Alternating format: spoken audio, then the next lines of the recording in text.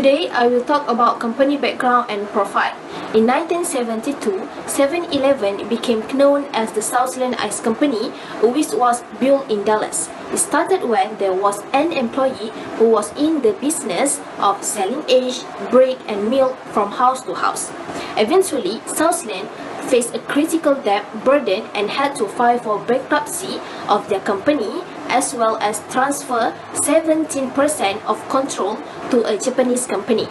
In 1999, 7-Eleven Malaysia Holding Berhad was the main founder and operator of a 24-hour convenience store in Malaysia.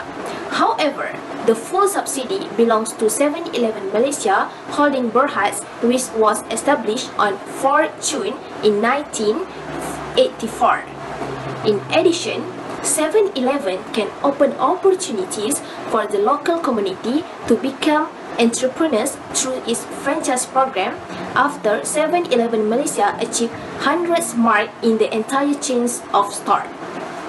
Other than that, 7-Eleven stores can be found in all busy districts as well as quiet areas throughout Malaysia, such as petrol station, LRT station, shopping malls, and medical institutions. Then, 7-Eleven also provides stock keeping of more than 2,200 units, including all syrupy and ice cream, frozen drinks, and exclusive range of soft dishes. The most important thing is that all food sold at 7-Eleven has been halal certified by the authorities. The next one is main activities in 7-Eleven. The first one is the convenience store segment, which operates on large-scale convenience store chains under the 7-Eleven brand through operation and franchise.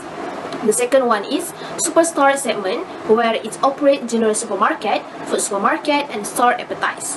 And the third one, department store segment, through company operating as general supermarket mainly in Sogo or Cebu.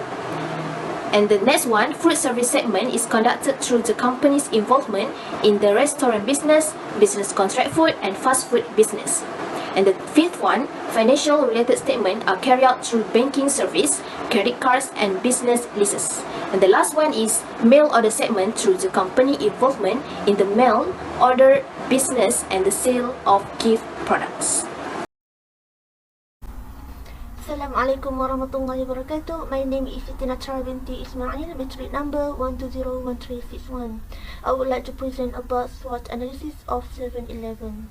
SWOT analysis is a tool to plan or strategize the planning of the company or business in the long term of the future. It consists of important internal and external factors, which is strengths, weaknesses, opportunities, and the last one is traits. First and foremost, the strength of 7-Eleven. Firstly, wide distribution and reach. 7-Eleven has many outlets and franchises in almost every country and states. The products are available easily to many customers, promptly as it is with more than 2,400 stores nationwide. Secondly, operating time. Buyers can get items anytime as 7-Eleven operate for 24 hours and 7 days. And shoppers find it easy to get items at the store, especially at night or during emergencies. 7-Eleven remains an option no matter the time, even during peak hours, because shoppers find it easy to get goods quickly. And the last one is diversity of goods and services. 7-Eleven stores offer a wide variety of options, from fresh items to processed foods, and the medicines and other necessities such as their own brand products such as Snoopy and Big Gulp also available. And various types of services are also provided, including bill payment services, top-up card sale for mobile phone, touch and go top-up cards, photocopying, ATM, and fax services.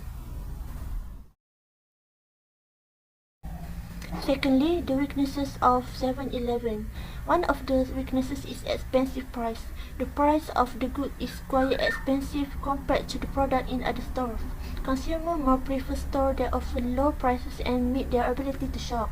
Secondly, low level of management. 7-Eleven faces relatively high employee turnover in a short time, and 7-Eleven accepts employees from a variety of backgrounds. The company spends more training and development as employees keep leaving and joining. Thus, lack of proper financial planning at 7-Eleven regarding cash flow, leading to certain situations where cash flow is insufficient. Next, we move to opportunities. Firstly, diversify products. The product offered will be added such as further diversifying the types of groceries, kitchen items, and dry daily necessity, as well as adding other products such as frozen cooked foods. Thus, focusing on the increase and diversify of the types of product produced will give diversify to customers. And secondly, local market expansion. 7-Eleven can leverage the existing local market by marketing its product at retail in the local market, and 7-Eleven location is strategic in the surrounding population concentration areas and shop lots. And the last one is threats. The biggest threat of 7-Eleven is the greatness of competition. The Malaysian market can be categorized as a small but still profitable market. The competition that exists in this industry is very high as many retail companies have invested here. Competition with business producing similar product is also a threat faced by 7-Eleven. For example, a speed mart where the goods sold are the same. And secondly, the power of buyers. There are many companies in this industry that cause buyers to have many choices to choose, and buyer can switch to another company and still be able to enjoy the privilege and facilities provided without incurring any cost and loss to them. And the last one is the company will suffer a small loss if it does not achieve the expected profit.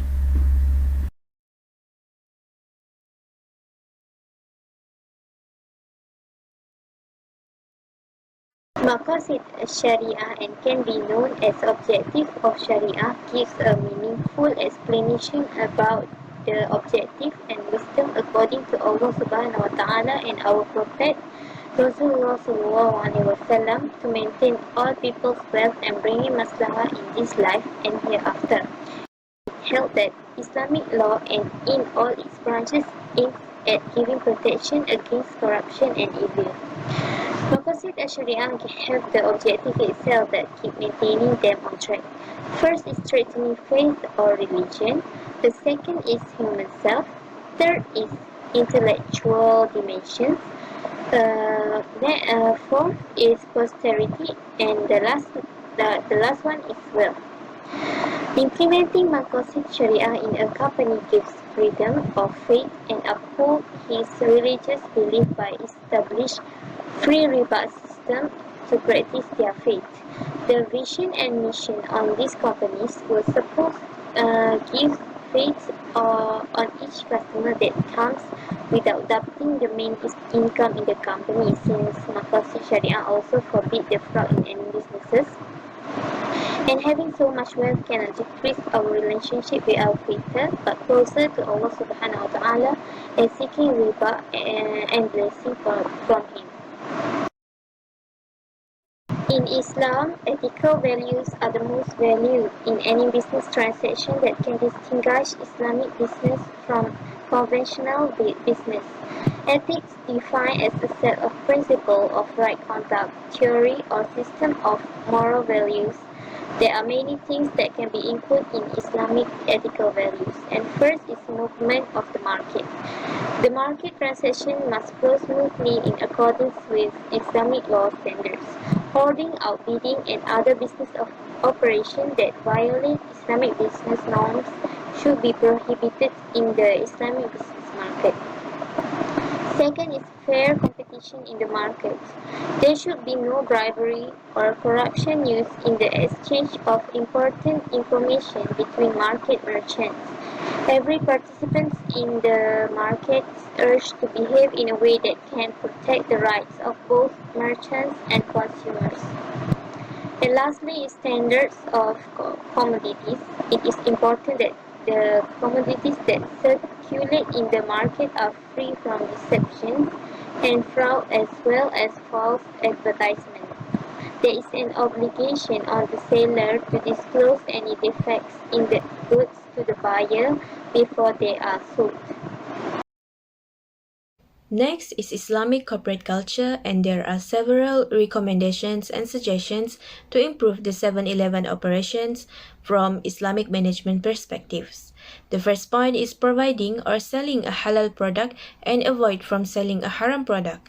Example of haram product is alcohol, any product that contains pork fat, and so on. This halal term is used to designate food seen as permissible according to Islamic law, while the opposite of this word is called haram. This kind of method fact has been stressed in Al-Quran in Surah Al-Baqarah verse 168. O mankind, eat from whatever is on earth that is lawful and good, and do not follow the footsteps of Satan. Indeed, he is to you a clear enemy. Secondly is appearance of sales personnel. Although it is important to sell a halal product, the appearance of the employees is also important to show an Islamic appearance, and this also can be shown in Al-Quran in Surah Al-A'raf verse 26. O children of Adam, we have bestowed upon you clothing to conceal your private parts and as adornment, but the clothing of righteousness that is best. That is from the sign of Allah that perhaps they will remember. So, when the employee dressed according to the Islamic guidelines, which mean covering the aura, indirectly, it can improve the aspect of Islamic corporate culture in 7-Eleven company. Last but not least is avoiding intermingling of men and women. A retailer must take a precaution to avoid intermingling of men and women as much as possible, meanwhile at the same time achieving desired goals and objectives. An example of precaution is by designating a separate place assigned for men and women by using different doors for each, or having a female staff attending to female customer.